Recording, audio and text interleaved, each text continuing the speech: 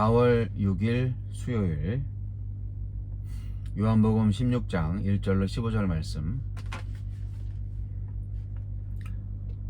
내가 이것을 너희에게 이름은 너희로 실족하지 않게 하려 함이니 사람들이 너희를 출교할 뿐 아니라 때가 이르면 무릇 너희를 죽이는 자가 생각하기를 이것이 하나님을 섬기는 일이라 하리라. 그들이 이런 일을 할 것은 아버지와 나를 알지 못함이라. 오직 너희에게 이 말을 한 것은 너희로 그때를 당하면 내가 너희에게 말한 이것을 기억나게 하려 함이요. 처음부터 이 말을 하지 아니한 것은 내가 너희와 함께 있었음이라. 지금 내가 나를 보내신 이에게로 가는데 너희 중에서 나더러 어디로 가는지 묻는 자가 없고 도리어 내가 이 말을 함으로 너희 마음에 근심이 가득하였도다. 그러나 내가 너희에게 실상을 말하노니 내가 떠나가는 것이 너희에게 유익이라. 내가 떠나가지 아니하면 보혜사가 너희에게로 오시지 아니할 것이요 가면 내가 그를 너희에게로 보내리니 그가 와서 죄에 대하여 의에 대하여 심판에 대하여 세상을 책망하시리라. 죄에 대하여라 함은 그들이 나를 믿지 아니함이요 의에 대하여라 함은 내가 아버지께로 가니 너희가 다시 나를 보지 못함이요 심판에 대하여라 함은 이 세상 임금이 심판을 받았음이라. 내가 아직도 너희에게 이를 것이 많으나 지금은 너희가 감당하지 못하리라. 그러나 진리의 성령이 오시면 그가 너희를 모든 진리 가운데로 인도하시리니 그가 스스로 말하지 않고 오직 들은 것을 말하며 장래일을 너희에게 알리시리라. 그가 내 영광을 나타내리니 내 것을 가지고 너희에게 알리시겠음이라. 무릇 아버지께 있는 것은 다 내 것이라. 그러므로 내가 말하기를 그가 내 것을 가지고 너희에게 알리시리라 하였노라. 아멘. 제자들의 고난과 성령님의 사역. 예수님은 앞으로 출교와 순환의 고난을 겪을 제자들에게 성령님이 오셔서 세상의 틀림을 책망하시고 모든 진리로 인도하실 것을 약속하십니다. 하나님은 어떤 분입니까? 예수님은 제자들이 실족하지 않고 믿음을 잃지 않도록 그들이 장차 출교와 순교에 이르는 심각한 박해를 받을 것을 숨김없이 말씀해 주셨습니다.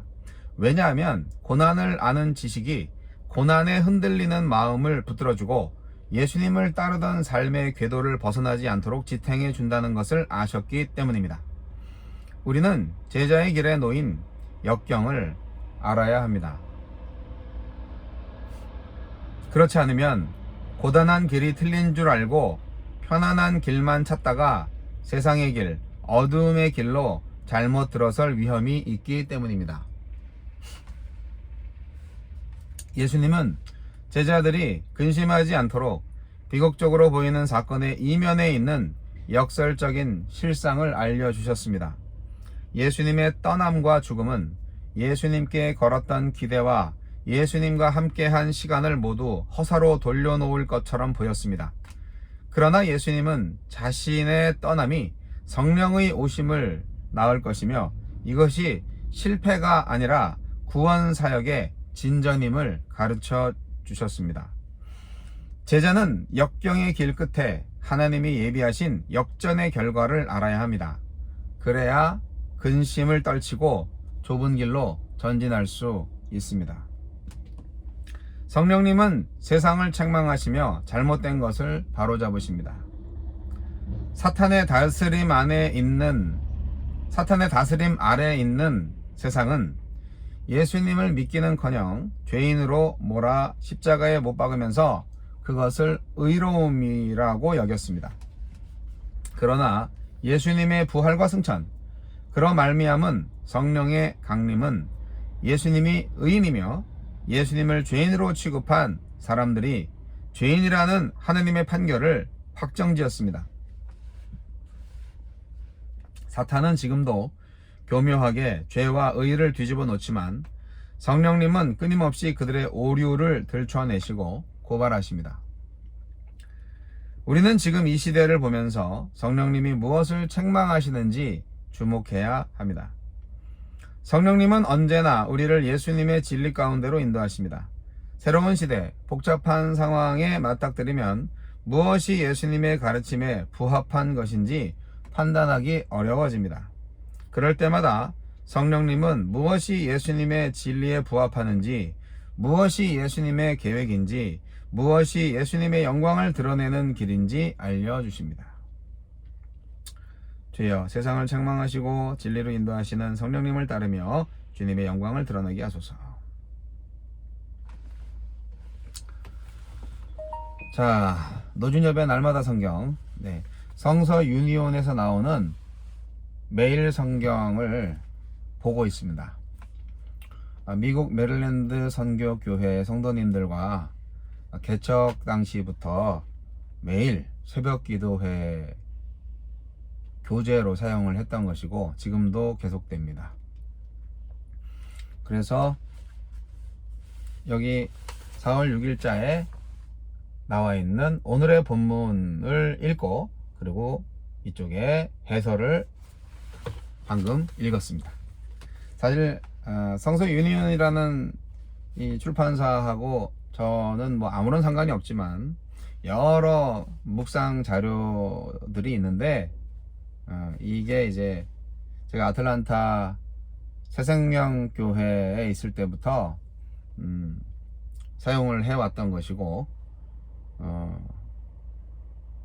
뭐 오늘의 삶이나 뭐 여러 것들이 있는데 이게 2달에 한 권을 사용할 수 있도록 되어 있는 비교적 가성비가 높은 그런 특징이 있고요. 그리고 예화가 거의 없죠.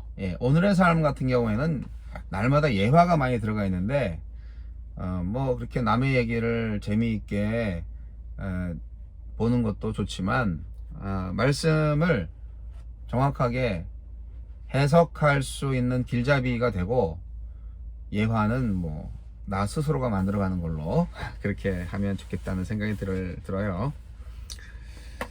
자, 그래서 매일 성경 묵상을 아주 유익하게 하고 있습니다. 그리고 지금은 제가 보너스로 더 깊이 말씀을 묵상하면서 또 더 깊은 해설과 그리고 간단한 적용점들을 나누어 볼까 합니다. 오늘따라 이렇게 목이 마르지.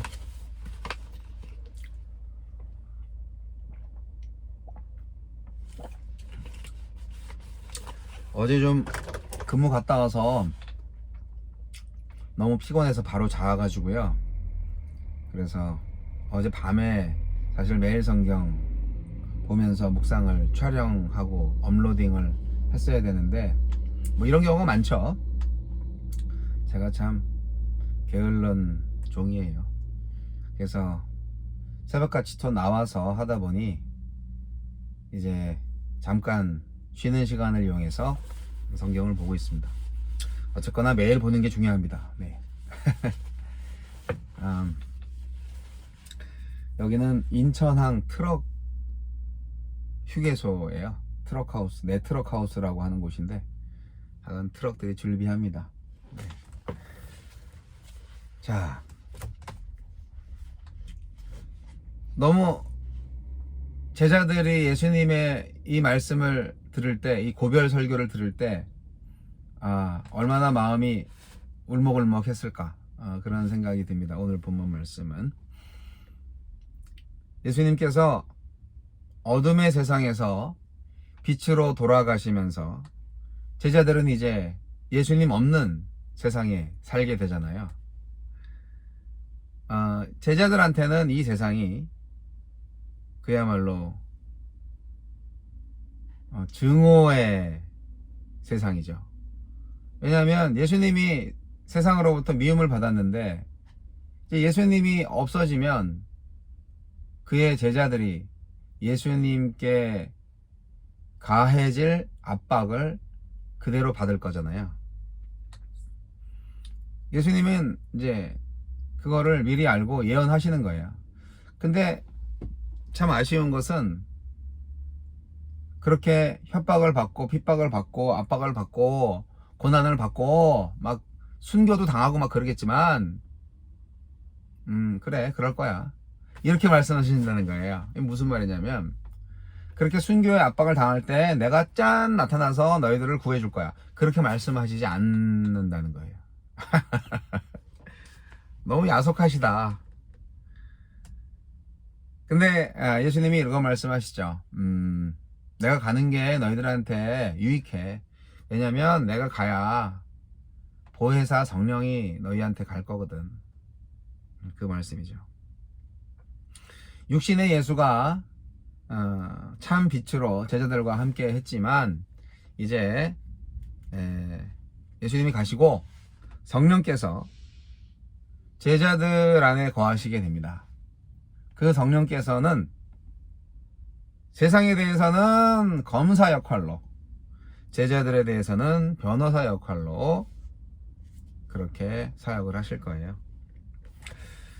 핍박을 당하고 막 그러면은 제자들이 예수님을 배신할 가능성이 있지 않나요? 아니 당연히 있죠. 그러면 그렇게 실족하지 않으려면 어떻게 해야 돼요? 네. 여러분 중요한 것은 예수님을 믿고 신앙생활을 하면서 우리가 고난을 피할 수 있다 없다? 없다. 고난을 피할 수는 없어요. 어려움이 오지 않는다고 말씀하신 적이 없어요. 오히려 어려움이 더 많죠. 예수님은요 어려운 상황을 없애라고 말하지 않으셨어요. 그냥 그런 일이 있을 거라는 내 말을 기억해라. 그렇게만 말씀하셨어요. 그렇구나. 고난이라는 게 원래 오게 돼 있는 거구나. 그렇게 인식하시라고요. 참 위로가 됩니다. 그리고 어떻게 그런 고난을 극복하느냐? 기도를 하셔야죠. 기도 응답을 믿고 열심히 기도하셔야죠. 그리고 열심히 살아야 됩니다. 아니 무슨 대책이 없어. 고난 받을 거라는 말을 기억하라고 하는 것과 기도하라는 것과 그리고 바르게 살라고 이 세 가지가 실족하지 않는 비결이래. 네, 맞아요.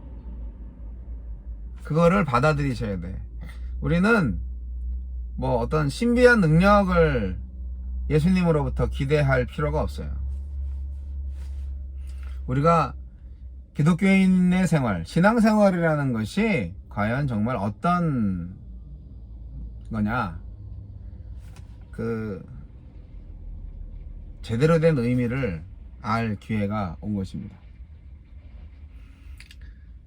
우리는 언약 관계에 충실한 삶을 살아야 됩니다. 열매 맺는 삶을 살아야 되는 거죠. 이미 우리는 영생을 얻었잖아요. 뭐가 더 필요해? 예수님 믿으니까 죽어도 사는 거죠. 예. 살아서 믿는 자는 영원히 죽지 않는 거고요. 뭐가 문제예요? 네. 이미 다 이루어진 거예요. 그런데 이제 힘들죠. 이런 거를 다 견디기가 힘들어요. 핍박받고 고난받으면 나 예수 안 믿을래. 세상이 요청하는 대로, 세상이 살아가는 대로 난 거기에 그냥 붙어서 살아갈래. 너무 힘들어.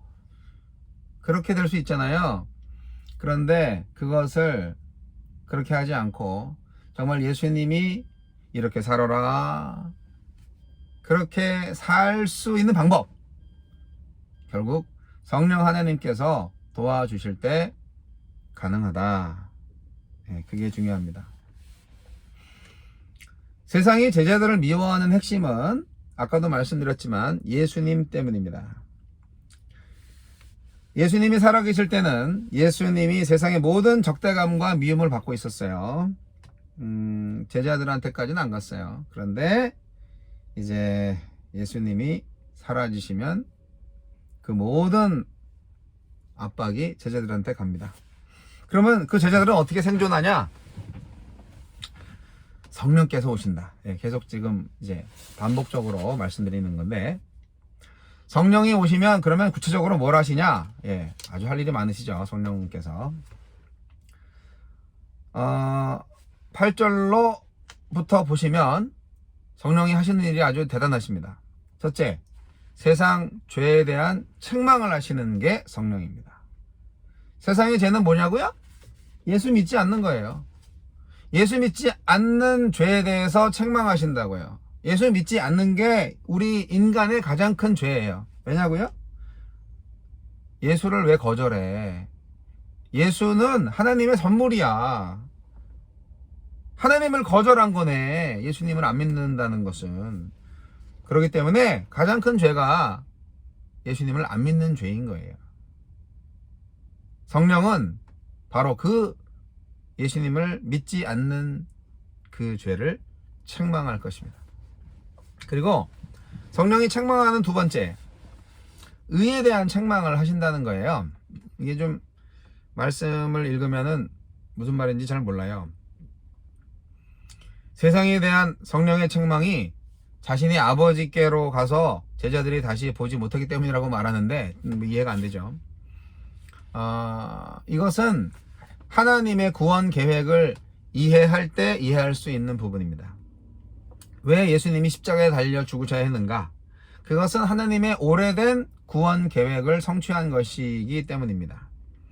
예수님의 십자가는 자기를 보내신 하나님의 뜻을 완성하기 위한 순종의 길이었다고 예수님이 말씀을 하셨습니다. 그러니까 성령이 의에 대해서 세상을 책망한다는 말은 세상을 향해서 예수 죽음의 의미와 그것을 향한 예수의 순종과 사역의 완성을 선포한다는 뜻이에요. 세상은 의롭지 못해요. 그러나 예수님은 의롭게 하셨어요. 그리고 세 번째 심판, 세상 임금에 대한 심판을 하신다. 성령께서. 이것은 마귀 사탄에 대한 심판을 의미합니다. 죄와 죽음은 거짓말과 함께 사람을 종으로 만드는 사탄의 강력한 무기인데요. 예수님의 십자가의 죽음과 그리고 이어지는 부활 사건은 바로 그 무기들을 완전하게 무장해제한 것입니다. 더 이상 이 마귀 사탄은 죽음을 무기로 인간을 괴롭힐 수가 없어요. 인간을 조종할 수가 없어요. 우리는 죽어도 부활하잖아요. 뭐가 무서워? 그런데요, 우리가 뭐 가시적으로 이렇게 성령께서 막 심판하시고 책망하시고 막 이런 거를 볼 수 있으면 좋겠지만, 여러분, 성령은 세상을 직접 책망하지 않아요. 왜냐고요? 사실 세상이 알 수도 없고 받을 수도 없는 존재가 바로 성령이에요. 세상 사람들은 몰라. 예수가 뭐 어디 있는지, 성령이 어디 있는지 몰라.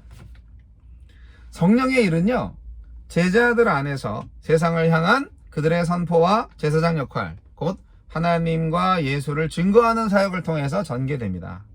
그렇기 때문에 예수님의 이러한 가르침의 의도는 제자들이 성령을 통해서 세상의 실체와 운명을 분명히 인식해서 그들의 어떤 협박에 기죽지 말고 제자들의 삶과 사역을 꿋꿋하게 잘 해라, 그렇게 교훈하기 위해서 이렇게 말씀하신 거예요.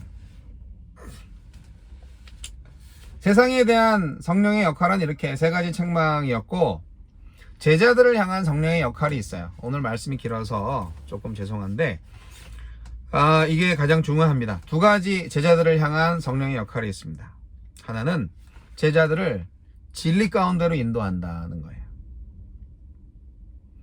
하나님과 예수님으로부터 받은 그 예수님의 그 가르침이 처음에는 아리까리 했는데 성령께서 이제 기억나게 하시고 깨닫게 해주시고 그런 거죠.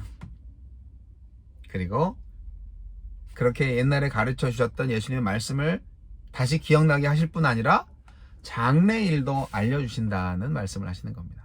예. 성령님의 역사를 잘 받으면 아주 멋진 예언자가 될 수 있네요. 그리고 또 하나가 있어요. 가장 중요한 거. 예수님의 영광을 나타내는 것입니다. 예수님이 전한 하나님의 진리를 이해시켜서 제자들이 예수님의 정체성과 사역의 영광스러움을 깨닫게 한다는 말인데요. 이것은 정말 하나님의 영을 새 언약 백성 안에 부어서 그분의 뜻을 이해하고 지키게 할 것이라는 구약의 약속, 에스겔서 36장 27절에 나와 있는 것처럼 그 약속의 성취입니다. 여러분, 예수님은 제자들을 실족하지 않게 하려고 오늘의 교훈을 주셨습니다. 아무것도 묻지도 못하고 근심하는 제자들이 참 불쌍하죠. 하지만 예수님은 약속하셨습니다. 세상을 책망하실 보혜사 성령을 보내주신다. 그리고 제자들을 보호하시고 제자들을 인도하실, 진리 가운데로 인도하실 성령을 보내주신다. 여러분, 성령의 역사가 있는 곳에 진리가 선포되고 하느님의 미래가 열리고 하느님의 영광이 드러납니다. 오늘 성령과 함께 진리 안에서 세상 앞에서 하느님의 영광을 드러내는 저와 여러분 되시길 바랍니다.